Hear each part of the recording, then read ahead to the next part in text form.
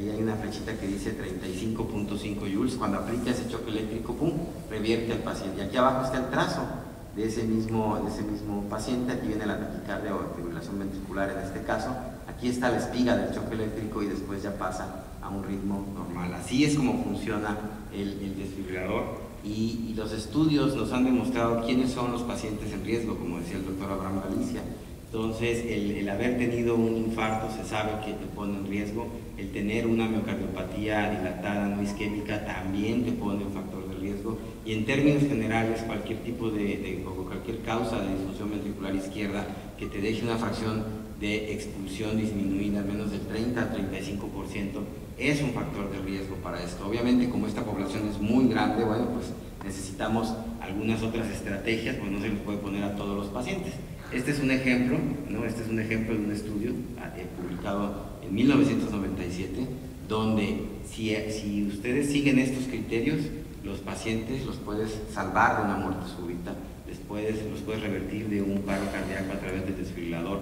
Paciente que tuvo un infarto, que quedó con 35% menos de fracción de expulsión, que tuvo ya una taquicardia ventricular no sostenida en un electrocardiograma o en un Holter, o que lo metes a estudio electrofisiológico y se induce una taquiarritmia, ese paciente, si tú le colocas un desfibrilador, se puede salvar. Claro que eso tiene muchas modificaciones actualmente. Me gustaría que los panelistas nos comentaran un poquito, porque este fue el primer estudio, el MADIT-1, que nos pudieran comentar un poquito cómo ha evolucionado esto. Sí, este es una serie de estudios que se fueron dando y que es lo que ha consolidado la indicación del desfibrilador como un tratamiento para estos pacientes. Una vez que se separan a los pacientes, se observa esta población de muy alto riesgo, y en este caso el estudio MADIT empieza junto con el estudio MOST, y nos empieza a decir, bueno, a ver, ¿qué vamos a hacer con los pacientes? Porque vemos que se nos están muriendo. Entonces viene un grupo de pacientes con infarto del miocardio, y la característica aquí es que viene con fracción de expulsión baja. Después de esto tienen ya historia de taquicardia ventricular no sostenida, y los llevan a hacer estudio electrofisiológico y se induce nuevamente lo que es esta taquicardia. La característica de ese estudio es que tenían que inducir la taquicardia. Entonces este grupo de pacientes se le conoce como los pacientes tipo MADIT. Así en la práctica diaria se ve este grupo de pacientes, y entonces se observa ya desde este estudio que el desfibrilador tiene un impacto muy importante en lo que es el tratamiento, en el seguimiento de los pacientes, con reducciones de la mortalidad importantes, muy importante entre los pacientes a quienes se les coloca el desfibrilador y a pacientes a quienes no se les coloca el desfibrilador. Exactamente.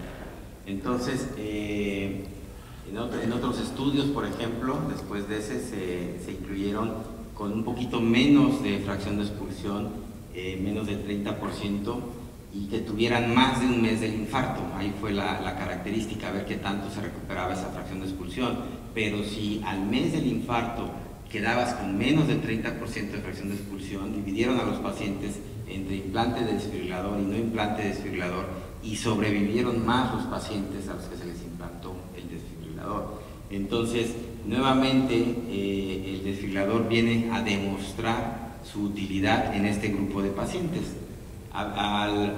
Si lo comparan aquí, por ejemplo, el beneficio absoluto, ¿no?, en cuanto a mortalidad es altísimo, es del 5.6%, para un beneficio relativo del 31%, es decir, 1 de cada 3 pacientes sobrevivieron cuando tenían el desfibrilador, en comparación con los que solamente tenían la terapia médica óptima que le llevamos nosotros. Todos tienen que recibir eso.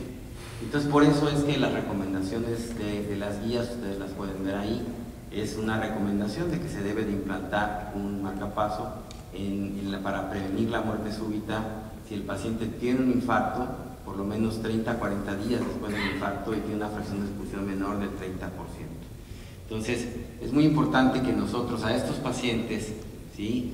Se les proponga el implante del desfibrilador. Luego se nos olvida por la cuestión económica. Entonces me gustaría que comentaran un poquito acerca de esto de la cuestión económica, ¿no? ¿Qué tanto nos debe de limitar a nosotros como médicos para indicarle al paciente el marcapaso pensando que no lo va a poder pagar, que es lo que desgraciadamente muchas veces pasa? Bien, ¿qué es el aparato que se llama desfibrilador? Es un aparato como un marcapasos. En lo que dura esta sesión, que es 1 hora, cualquiera de las personas que se dedica a esto implanta un dispositivo de estos. El paciente pasa a la sala, inicia la cirugía y al terminar esto, seguramente ya se había terminado el implante de un dispositivo con complicaciones bajísimas, realmente bajísimas. El implante del dispositivo es muy parecido al implante de un marcapasos. Tiene las funciones de un marcapasos totales y aparte la capacidad de identificar una arritmia y quitarla. El problema entonces no es que sea algo muy difícil. El desfibrilador es un producto que se podría implantar en seguramente más de 100 ciudades en México. Así como se implantan los marcapasos, se debe implantar. El problema es que es caro, pues. Es un producto caro que hay que pagar en un solo momento. Si lo vemos por día, posiblemente empiece a parecer más barato, pero el aparato es caro para México. Si uno le dice los precios que cuesta un aparato, seguramente un aparato cuesta 250,000 pesos como precio, digamos, de base, como los autos, ¿no? Ya se lo quieren con clima, con más cosas, puede costar más, pero todos los aparatos son sumamente efectivos. En la gráfica que presentó el doctor Manlio, donde se ve cómo identifica la taquicardia y le da un choque y lo saca, era del 2003. Estamos hablando de un aparato que hoy se consideraría viejo. Pues. Estos aparatos evolucionan cada 3 o 5 años y desde esa época eran sumamente efectivos. Ese aparato que mostró era de un solo cable y en el 2003 le salvó la vida a ese paciente. Entonces el problema es que nosotros en México no todos los pacientes tendrían el acceso para comprarlo si tuvieran que comprarlo. Ahora, si le echamos a que la salud de la mayoría de los mexicanos está en manos de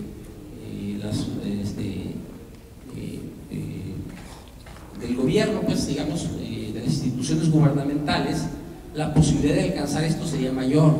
Desafortunadamente, en México clasificamos mucho los productos de bajo gasto y los de alto gasto. Si tenemos que pagar al momento esos 250,000 pesos por el aparato, pues entonces la mayoría de los mexicanos corren hacia Dios. Desafortunadamente el problema aquí en México es mucho más amplio, mucha gente tiene para pagar eso. Sí, hay sujetos que tienen económicamente cantidades, sujetos que tienen seguros y el mismo instituto o las instituciones podrían aumentar el número de dispositivos a poner. Es un dispositivo costoso, sí, pero creo que tendría que haber una forma en que más pacientes pudieran tenerlo. Sí, esto del costo es, bueno, algo importante, pero el problema es que nuestro sistema de salud es un poco separado, porque en otros sistemas de salud siempre toman en consideración los días de hospitalización, por ejemplo.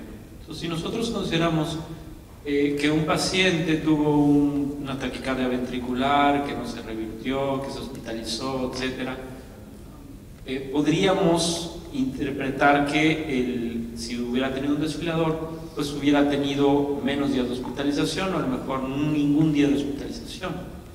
También hay que considerar que el costo no se evalúa por año.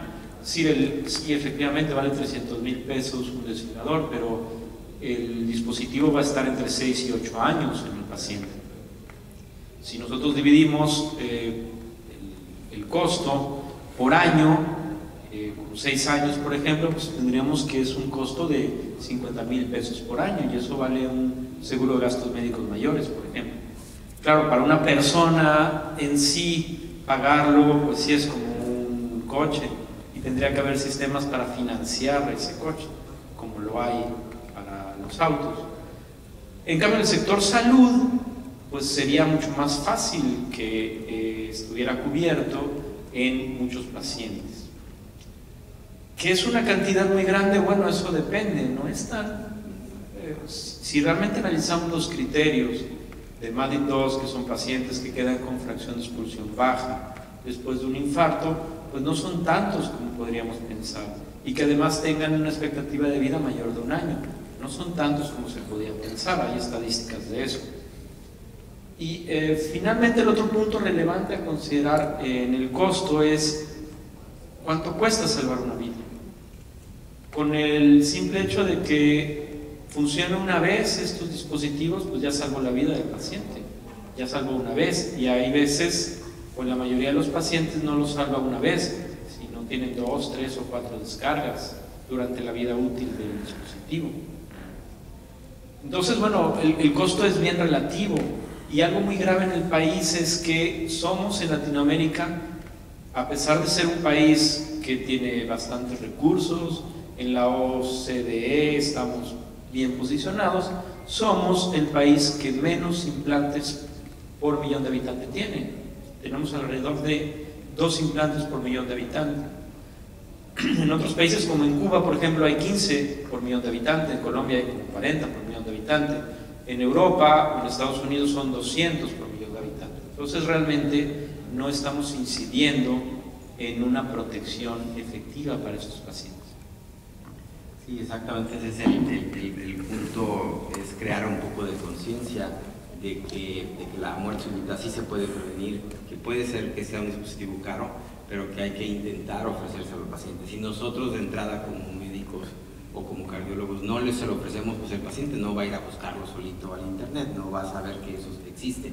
Ahora, el cómo lo va a conseguir, bueno, ya es diferente, ¿no? Ya es otra cuestión, como dicen ustedes, si puede ser a meses sin intereses o si puede ser a través de una seguridad social, etcétera, etcétera, pero es importante que nosotros hagamos eso, ¿no? De decirle al paciente. Bueno, por cuestión obviamente del tiempo, la tercera pregunta para los panelistas. ¿Realmente el tratamiento médico, o sea, solamente el tratamiento médico es efectivo y suficiente para prevenir la muerte súbita en insuficiencia cardíaca o después de un infarto? No sé si quiere empezar David. En definitiva, no. Y lo digo aquí en el foro y enlazándome con la pregunta previa es ¿cuánto cuesta una fiesta de 15 años? ¿Cuánto cuesta una boda? ¿Cuánto cuesta una primera comunión?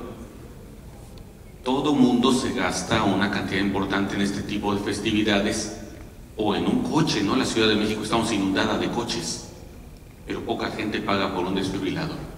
Entonces, esta situación de desear que al paciente le vaya bien y que le vaya bien es muy diferente. Los estudios han dicho que en el caso de fracción del paciente con insuficiencia cardíaca, el único medicamento que le puede ayudar, pero aún así deja un riesgo residual, es el beta bloqueador. Darle amiodarona, darle sotalol, es darle buenos deseos al paciente. No hay evidencia de que amiodarona o sotalol eviten la muerte súbita. Abraham, ¿quieres comentar algo? Sí, en nuestra consulta, en nuestra práctica diaria, los que estamos al frente, no es poco común que los pacientes que lleguen con una arritmia por estrés ventriculares, que no es poco común, vengan con algún medicamento, con algún antiarrítmico. Es bien común, y de pronto no caemos en la idea de que a lo mejor estamos haciendo un bien público, ¿no? Porque lo que estamos haciendo es favoreciendo más el episodio de muerte súbita del paciente. Entonces, ese bien público va aplicado a que nos vamos a quitar de un problema, pero a lo mejor lo que podemos hacer es evitarlo. Entonces, el tratamiento médico no ha demostrado en todos los estudios, tanto de prevención primaria como de prevención secundaria, tener la eficacia que quisiéramos tener. Realmente a veces nos genera un solo consuelo, es decir, le estamos dejando algo, y de lo que sí podía ser rescatable, ya se comentó, el uso del beta bloqueador, ¿sí? Los antiarrítmicos en general tienen una triste una triste expectativa en los pacientes que tienen muerte súbita. Créame, es preferible tenerles mucha, pero mucha precaución e inclusive no usarlos. Si hay que usar un tratamiento para pacientes que tienen este perfil de muerte súbita, es el beta bloqueador. Martín, ¿qué nos puedes comentar acerca del uso, por ejemplo, de propafenona o flecainida, que ya regresó, está por ahí intermitente, ¿no? para el tratamiento de arritmias ventriculares, como para prevenir muerte súbita en pacientes isquémicos? Bien, el panorama para los pacientes con insuficiencia cardíaca es bastante sombrío. Si uno, ya no hay estadísticas de pacientes sin tratamiento, es decir, vamos a agarrar 100 pacientes que tienen falla cardíaca y vamos a ver cuántos se mueren en 5 años, eso ya no es posible hacerlo. Pero lo que sí se ha hecho y hasta la fecha se sigue haciendo es darles el tratamiento máximo que, por medicamentos que existe, que generalmente son 3 drogas. La más efectiva para prevenir la muerte del paciente, porque la muerte del paciente sin tratamiento a 5 años, el 80% se muere. En los estudios mejor seguidos, aún con el mejor tratamiento médico, a los 5 años se murió el 30%. O sea, el tercio de los individuos que entran con el diagnóstico, con el mejor tratamiento médico, se mueren. El mejor tratamiento médico, betabloqueadores, el mejor tratamiento médico, algún inhibidor de la ECA, el mejor tratamiento médico, un espironolactona, digamos, o algo similar. Tiene sus 3 tratamientos y a pesar de eso el individuo se va a morir el 30% en 5 años. Y algunos de ellos se mueren de muerte súbita, es decir, el paciente anda caminando por ahí con sus medicamentos, trabajando, viviendo, y de pronto le da alguna molestia o está dormido y fallece. Esos pacientes con ningún medicamento se pueden salvar. La amiodarona, que es el medicamento antiarrítmico que uno tiene en la cabeza como el mejor antiarrítmico, es el mejor antiarrítmico para mantener el ritmo sinusal en la fibrilación auricular. El mejor medicamento, no la mejor opción, pero para estos pacientes, cualquier antiarrítmico que les den, incluso algunos están contraindicados. Si el paciente no tiene un desfibrilador, está contraindicado administrarles a estos medicamentos propafenona, está demostrado. Entonces, esos pacientes no requieren un antiarrítmico, porque uno piensa, no, si es una arritmia, lo voy a proteger con ese medicamento. Ninguno de los medicamentos funciona, pues, imagínense entonces. Entonces, todos los pacientes tienen que tener los mejores medicamentos y considerar en lo más posible implantarles un dispositivo para evitarles esa muerte súbita. El mejor medicamento para disminuir la muerte súbita, comparado con nada, son los betabloqueadores. La disminuyen, pues, pero siguen dejando una gran cantidad de pacientes en riesgo, que no los cubre nada. Así es, exactamente. Podemos ver aquí, pues, son datos muy parecidos a los que acaban de mencionar los panelistas, ¿no? 20 a 25% de riesgo de muerte prematura en los primeros 2 años y medio después de que a un paciente se le diagnostica con insuficiencia cardíaca sintomática, es decir, que el paciente presenta disnea, falta de aire, etcétera, y se diagnostica con insuficiencia cardíaca independientemente del tratamiento que es contemporáneo, hay hasta un 25% de riesgo de muerte prematura, y 50% de esas muertes, la mitad de esas, pudieran ser prevenibles con un desfibrilador porque son secundarias de taquicardia ventricular o fibrilación ventricular. Aquí tenemos, por ejemplo, el riesgo residual que queda ya usando betabloqueadores, en este caso en el estudio CIVIS-2 con bisoprolol, vemos que todavía hay un 31% de muerte súbita residual, ¿no? Dentro del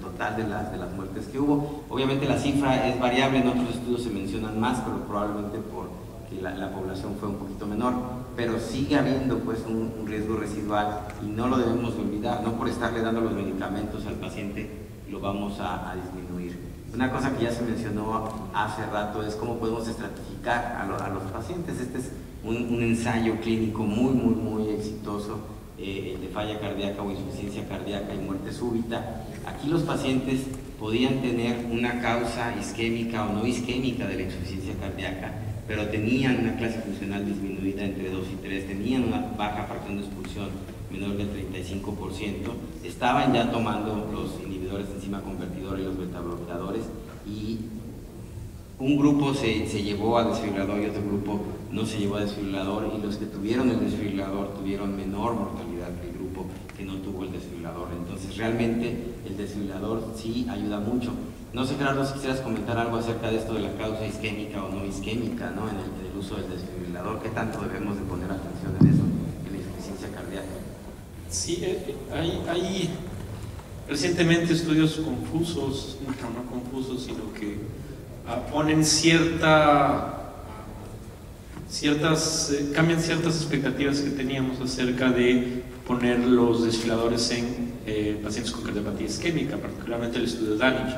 Sin embargo, hay que tomar en cuenta el total de los estudios, el total de la data acumulada, y eso nos indica que en realidad los pacientes que se benefician más de un desfibrilador en prevención primaria son pacientes con fracción de expulsión menor del 35%, tengan o no tengan cardiopatía isquémica. Claro que el problema es, ¿realmente se los podemos poner a todos? ¿O qué pasa con los pacientes intermedios? Claro, toda la medicina no es ni blanco ni negro, hay una escala de grises importantes, y hay algunas formas que tenemos de tratar de ayudarnos para saber si el paciente tiene más o menos riesgo. Desgraciadamente no hay un puntaje como hay en el riesgo tromboembólico para decir, bueno, un puntaje de esto ya tienes más riesgo. Hay algunas cosas que se hacen, por ejemplo, la resonancia magnética, y se cuantifica la cantidad de fibrosis que tenga el paciente. Si tiene mucha fibrosis, pues no se va a beneficiar de un desfibrilador, porque no va a ser sistemas de reentrada, que son las que hacen las taquicardias ventriculares. Si tiene una fibrosis intermedia, pues sí va a haber más reentrada. También se ha intentado estimular y desencadenar la taquicardia ventricular en estudios electrofisiológicos, pero la verdad es que los datos no son suficientemente importantes hasta el momento para poder definir otra estrategia que no sea la fracción de expulsión. Y eso debe de quedar claro. Lo que debemos discutir quizá es por qué, si tenemos tanta evidencia de que los desfibriladores pueden prevenir la muerte súbita y salvar vidas, ¿por qué no se ponen? ¿Y por qué no se ponen en México? Y eso es, creo que la gran pregunta que deberíamos de discutir en estos foros. Hay algo que dice Martín muy importante, que si nosotros preguntamos a médicos generales, a gente que está en la universidad, en la Facultad de Medicina, y le preguntas ¿qué es un otorrinolaringólogo? Todo el mundo sabe. ¿Qué es un oftalmólogo? Todo el mundo sabe. ¿Pero qué es un electrofisiólogo? Pues no sé, es alguien que se dedica ahí a algo neurológico.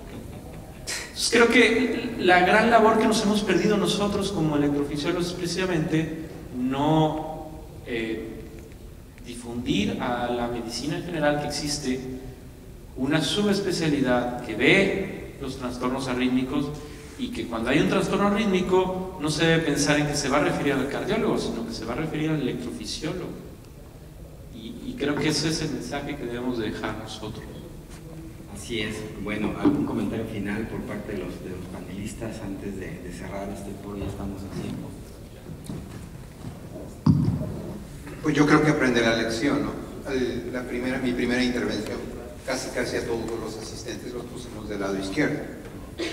Y dijimos, pues arriba de los de 45 años se van a poner del lado izquierdo porque iban a tener muerte súbita. Mi izquierdo. Entonces, bueno, de este lado. Luego, entonces empezamos a descartarlos, ¿no? ¿Quiénes tienen más riesgo de muerte súbita? Los hombres, entonces las mujeres a la derecha. Ah, pero ¿quiénes tuvieron un infarto? No, pues regrésense las mujeres infartadas. No, pero bueno, de esas, ¿quiénes tienen más del 35%? Regrésense a la derecha. Es decir, la ruta está bien definida. Y ya Gerardo puntualizaba, pacientes que tienen una baja fracción de expulsión, menos del 35%, prevención primaria o prevención secundaria, tenemos la posibilidad de prevenir un episodio de muerte súbita. Si esta viene asociada a otros factores de riesgo, pues se van incrementando. Muchas de las veces nosotros los electrofisiólogos somos los asesores para que podamos establecer si tiene la indicación de ponerse uno de estos aparatos, sobre todo para que le vaya bien y sobre todo cuando tenemos más problemas de decisión, y son terapias híbridas, es decir, desfibrilador. ¿Y qué desfibrilador exige nuestro paciente? Con cables, sin cables,